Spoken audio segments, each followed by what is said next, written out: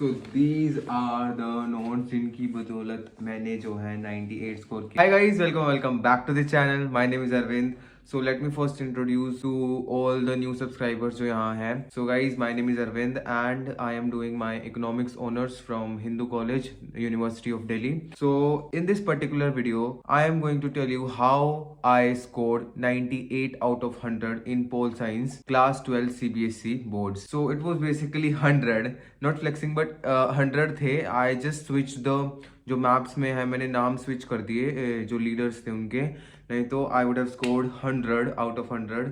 And I realized later when one of my invigilator in the class told me that you just switched the name of the two leaders in that map and I was like shit, ये sir मुझे पहले बताया तो मुझे मेरे पूरे 100 आ जाते. But anyways, 98 is still a good score. So I am going to tell you the tips and tricks which you need to score this level of marks.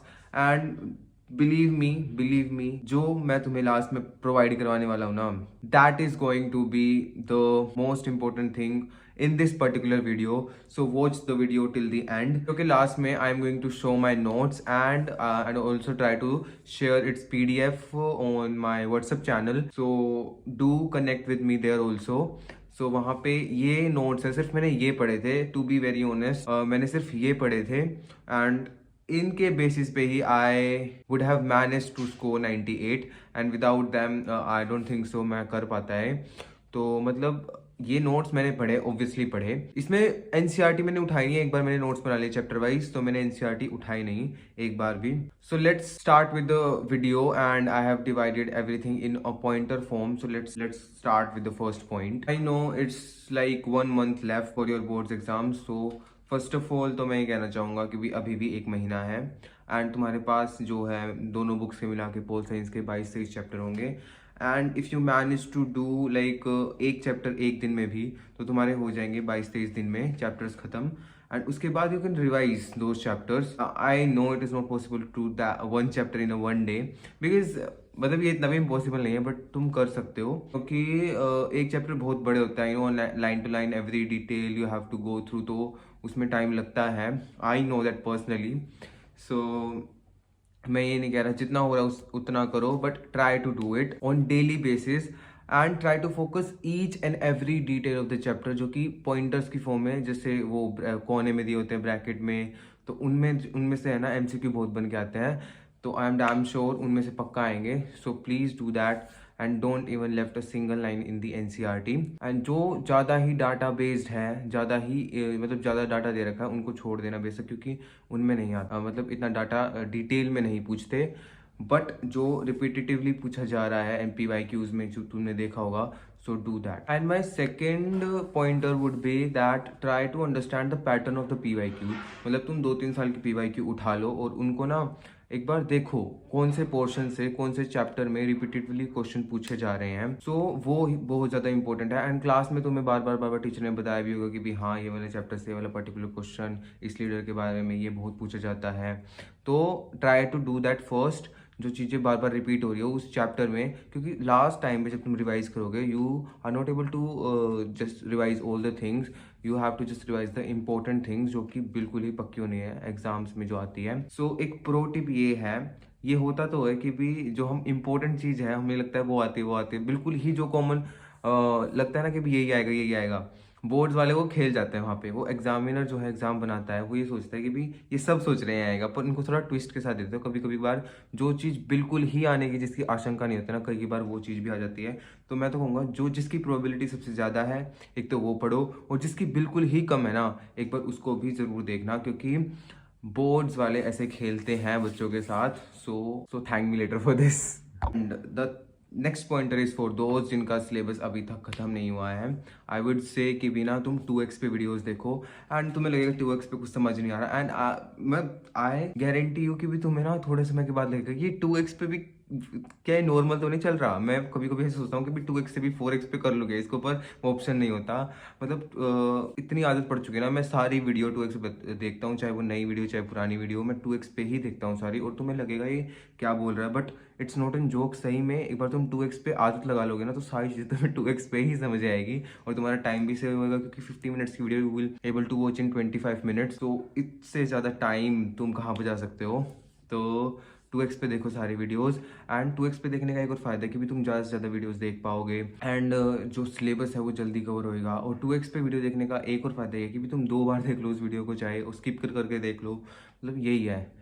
तो 2x पे देखो सारी वीडियो। तो जो तुमने नोट्स वगैरह बना रखे हैं अपने, वो तो पढ़ो ही, साथ के साथ जो एनसीईआरटी में तुमने वो जो लाइंस जो अंडरलाइन कर रखी है, जो भी है तुम्हारी बुक्स जैसी भी दिख रही हो अब, तो उसके साथ एक और टिप ये है कि भी जो 2x पे मैंने वीडियोस देखने के लिए बोला है ना, डिफरेंट डिफरेंट चैनल्स से एमसीक्यू प्रैक्टिस करो, क्योंकि एक दो एमसीक्यू ऐसा होगा कि जो तुमसे छूट रहा होगा कहीं ना कहीं, तो वो वहां से वीडियो से कवर करो। एंड एक सर है मोइन सर शायद कुछ करके हैं ऐसे, सो मैंने उनके जो पीवाईक्यूज हैं वो मतलब जो वो फटाफट करवाते हैं एमसीक्यू, मैंने उनसे किए थे 2x की स्पीड पे।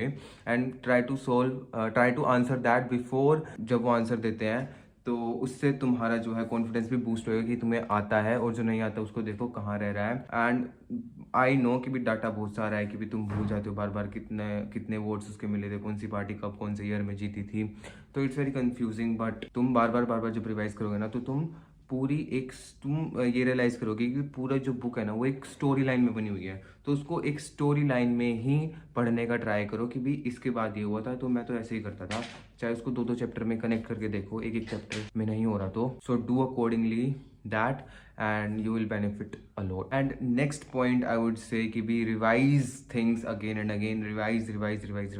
And I know it's very very very boring to revise things again and again, but what you can do is, जैसे एक चैप्टर आज खत्म किया, उसको सुबह उठ के just give 15 minutes of revision slot to it. And मतलब तुम्हें जरूरी नहीं कि भी याद हो रहा हो, बट उसको एक बार फटाफट पढ़ो, तुम्हारे सम क्वेश्चन तुम्हारे सबकॉन्शियस माइंड में कहीं ना कहीं वो फीड हो जाएगा, तुम्हें पता भी नहीं चलेगा। और जब एग्जाम के टाइम तुम वो क्वेश्चन तुम्हारे सामने आएगा तो तुम ऐसे ऐसे रट्टू तोते की तरह ऐसे ऐसे लिख के आओगे उसे। आई गारंटी यू दिस, क्योंकि मेरे साथ भी यही हुआ था। The next pointer is going to be is the presentation matters a lot. The way you present your paper is very important, the way you write the words. And I would say भाई थोड़े से भारी word सीख लो अपनी vocabulary में, थोड़ा सा उनको ऐड करो, ताकि जो है एग्जामिनर है उसको उसके माइंडसेट पे तुम्हें इम्पैक्ट डालना है कि भाई हाँ इस बच्चे को कुछ आता है। क्योंकि जब तुम है ना मतलब पेपर लिख रहे होते हो तो you have to play with the psychology of the examiner, जो तुम्हारा चेक करने वाला है, चेक करके जो साइकोलॉजिस्ट के साथ कि भी उसका इम्पैक्ट क्या पड़ेगा जब वो उसको पढ़ेगा। एक बार पेपर पूरा होने के बाद उसको खुद पढ़ के देखना, एज ए चेक करो तो तुम्हारा कैसा इम्पैक्ट पड़ रहा है, कि भी कोई ये बच्चा इसका पेपर है इस पर कैसा इम्पैक्ट पड़ रहा है। तो उसको प्रेजेंट करो अच्छे से, लाइन वाइन बना के, एंड हेडिंग डालो, and try to put on maps जितने जा सके, जिसमें अननेसेसरली भी मैप डाल दो। मतलब एक प्रो टिप ये है कि तुम ना ये सोचो कि भी तुम यूपीएससी एस्पिरेंट हो, क्योंकि मुझे पता है तुम पोल साइंस वाले ज़्यादा से ज़्यादा पोल साइंस ऑनर्स करोगे, हिंदू से ट्राई करोगे वहाँ पे, एंड उसके बाद तुम यूपीएससी की तैयारी करोगे।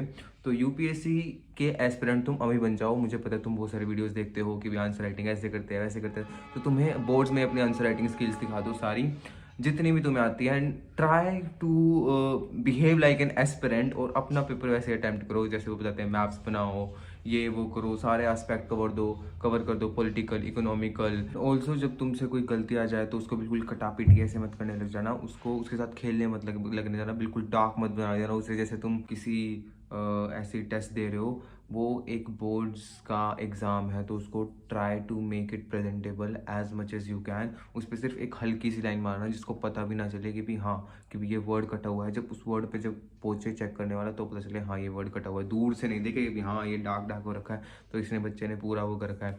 Because that's also show your mentality while attempting your paper. वो सोचता है एग्जामिनर की भी इसको कुछ आ नहीं रहा था इसलिए इसको ये टाइम पास करने लग गया। तो मैं तो ये कहूँगा कि भी बहुत ही ज़्यादा ध्यान रखना प्रेजेंटेशन का, बिकॉज मैंने बहुत ही ज़्यादा ध्यान रखा था।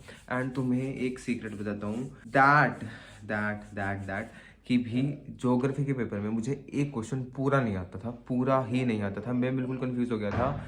वो क्वेश्चन रिलेटेड था कुछ, लेट मी शो यू भी guys, I am not able to find the question paper, पर पूरा एक क्वेश्चन था जो मेरे को नहीं आता था। मेरे पास जितनी नॉलेज थी, जितना गैदर करके मैं उसमें लिख सकता था, जितना मैं उसमें मैप वैप जो भी मेरे पास इंफॉर्मेशन थी ना, मैंने सब लिख दिया।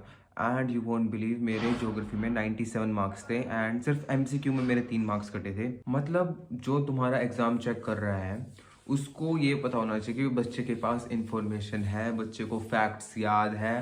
एंड फैक्ट्स याद है, एक और important points, try to add facts as much as possible.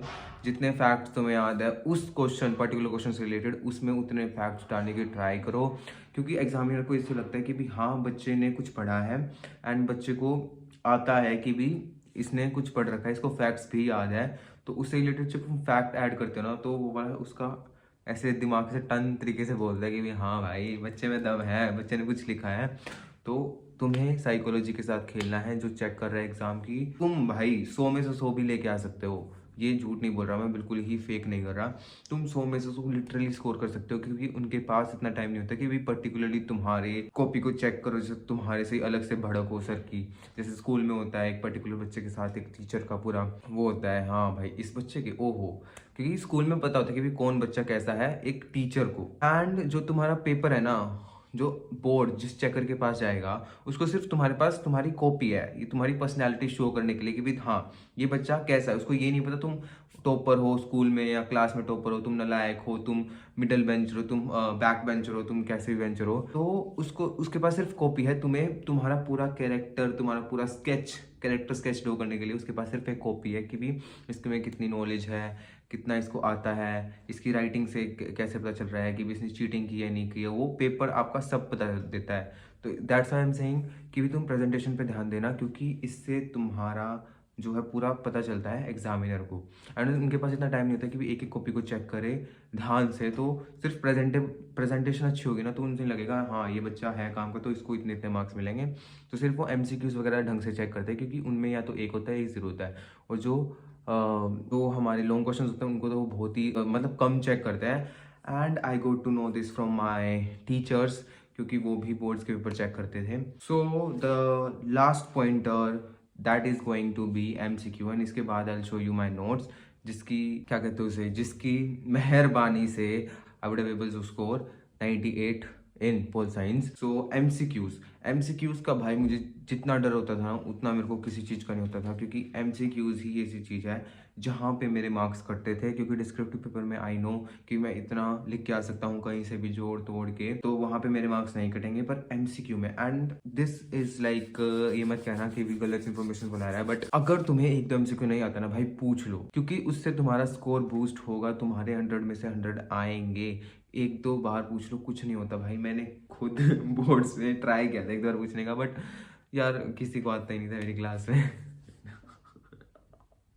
ऐसा नहीं है, बट ये है मतलब चीटिंग नहीं होती सीबीएसई बोर्ड्स में, स्पेशली इन क्लास 12 पर बच्चे पूरा ट्राई करते हैं। तो एमसीक्यूज पे है ना जितना ज़्यादा ध्यान दे सको उतना ज़्यादा ध्यान को दो, क्योंकि पोल साइंस में क्या है, दोनों बुक जो है स्टोरी लाइन से कनेक्ट हो गया। एक है अपना इंडियन से रिलेटेड, एक है world politics which is our contemporary वाली। तो दोनों जो है एक स्टोरी लाइन कनेक्ट करते हैं, तो उनसे तुम्हारा डिस्क्रिप्टिव तो आराम से सोल्व हो जाएगा। एंड जो पॉइंटर्स वाले क्वेश्चन हैं उनको पॉइंटर्स में ही याद करो, एंड एमसीक्यूज भी उन्हीं से ही निकल के आते हैं। तो या कई बार तो एमसीक्यूज इतने डीप होते हैं भाई, मैं देखता हूँ ओह यहाँ से ये एमसीक्यू बना है यहाँ से, और मैं उस लाइन को ऐसे ही पढ़ लेता था। कई बार तुम्हारी पढ़ी हुई लाइन में से तुम्हें पता नहीं चलेगा हाँ ये एमसीक्यू आ गया और ये उस लाइन से आया है, और the fact that you have already read that line, ये होगा तुम्हारे साथ। बट तुम्हारे साथ ऐसा नहीं होना चाहिए, तो इसलिए हर लाइन को आराम से पढ़ो। इससे क्या क्वेश्चन बन सकता है एमसीक्यू टाइप का, हर टाइप का। So yeah this is the video and now I am going to show you my notes. तो दीज आर द नोट्स, इनकी बदौलत मैंने जो है 98 स्कोर किया। मैंने एक एक डिटेल, एक एक चैप्टर की डिटेल इतनी आराम से, इतनी बैठ के